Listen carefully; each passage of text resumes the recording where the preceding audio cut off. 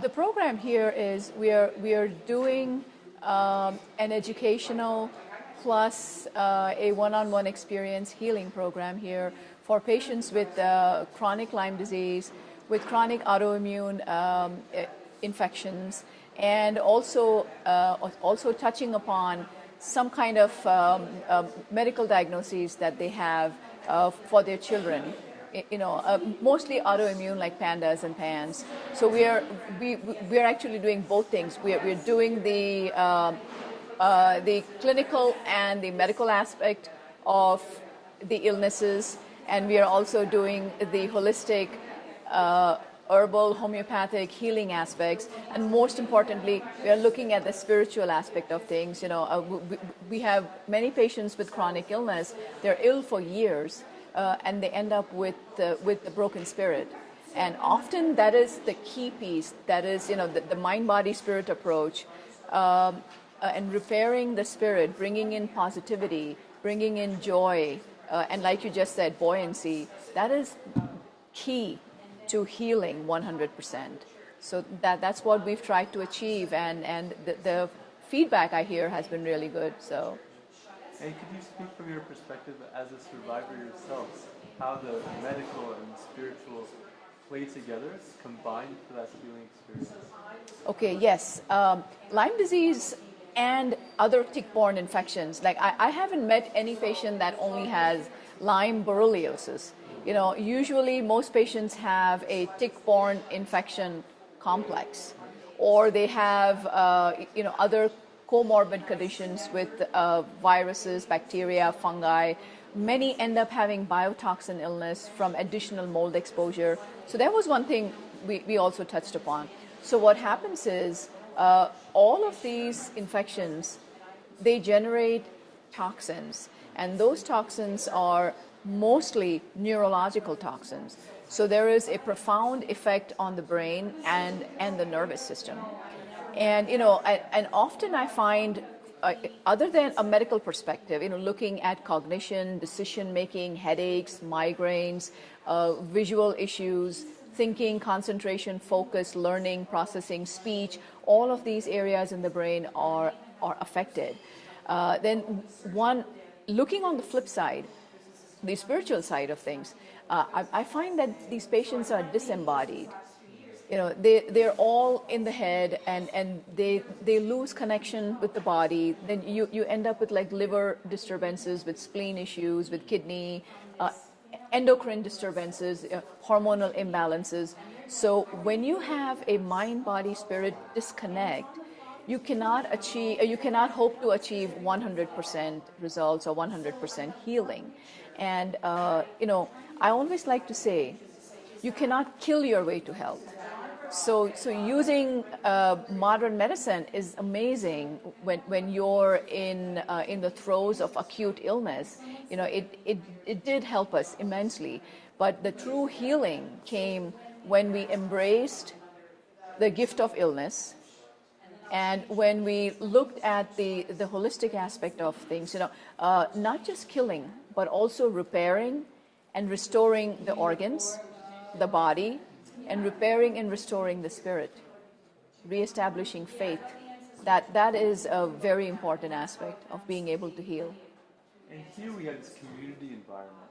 Like, why do it in a group, and what was the contribution of that aspect to it? When you say community, do you mean like in the retreat, you have the entire retreat? Like, why did we choose this environment? And how does it support the program, the healing of the program? Absolutely. So I find, honestly, the words that come to mind is magical and mystical.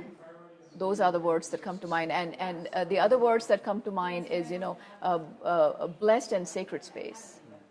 So the energy in this place is absolutely amazing. And I am an energy healer. And I'm, also a holistic practitioner. And I love using my personal energy as a practitioner and helping a patient transcend any kind of psycho-emotional conflicts or psycho-emotional toxins that might be holding back their healing. So choosing a place that is grounded, that is very, full of geopathic energy is very important to me. Also, the electromagnetic frequencies and the electromagnetic radiations up at this level is very minimal. I mean, my Wi-Fi keeps going on and off, and I love it. I'm like, great, this is perfect. I have to say the staff has also had amazing vibrational frequencies. And it's you know, I think each one of you is a secret healer within everybody that I've met so far. So it's been an honor and a privilege to meet each and every one of you. And if you were speaking to someone that for the first time is kind of coming to grips with this issue in their lives, like what would be your message to them? My message to them would be, don't lose hope. It is very difficult in the beginning because this is a multi-system and multi-symptom illness. It comes as a group of bacteria often. So don't identify yourself as someone who has Lyme. You still are you. That is important.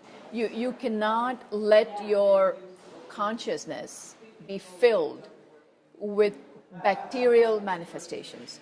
You need to seek the treatment. You need to live in the present. You can plan for the future, that's fine, but you need to live in the present and keep on treating yourself. But just make sure that you look at both sides. Look at modern medicine and look at alternative approaches. Don't look to just get rid of the infections. You also need to make sure that you're improving your internal structures. Make sure that you're healing the terrain so the infections never come back. And attitude. Attitude is very important. Many patients with neuropsychiatric manifestations show anxiety, depression, and it's very important to understand that that's not them. That's the microbial manifestations. And you know, it is entirely possible with a very good holistic combination allopathic protocol to get over that. It's entirely, I mean, I nearly died. I was in a coma for 6 months. I had 17 co-infections.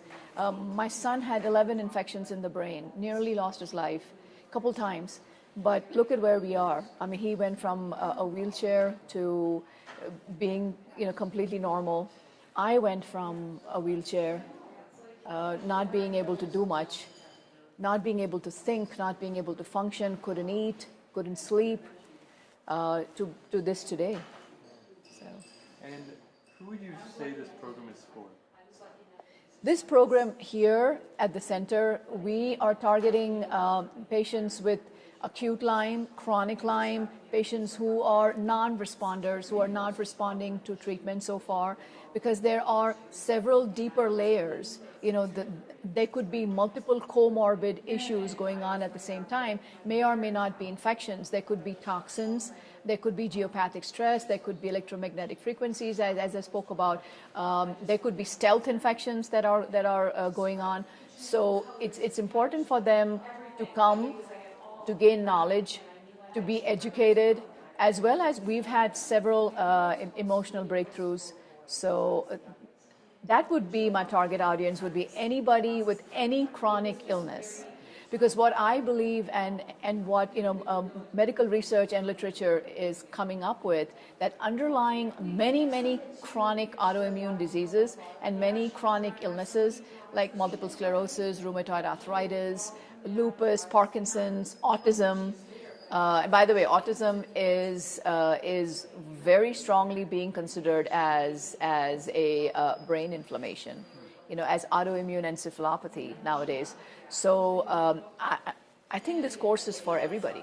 And you were saying that under the modern literature showing that underlying a lot of these things, correct, is an infectious origin. And one of the most common infections that mimics multiple sclerosis, autism, Lyme disease. Lyme disease is known as the great imitator. So it blows people's minds. You know, I speak all over the world, and one of the things when I try to tell them, what do you have? They say, we've told we have multiple sclerosis syndrome. I'm like, let's switch your paradigm. Let's do a paradigm shift, and let's look upon it from another angle. What if autism What if multiple sclerosis? What if Parkinson's? These are not diseases on their own per se. What if they're symptoms of something underlying?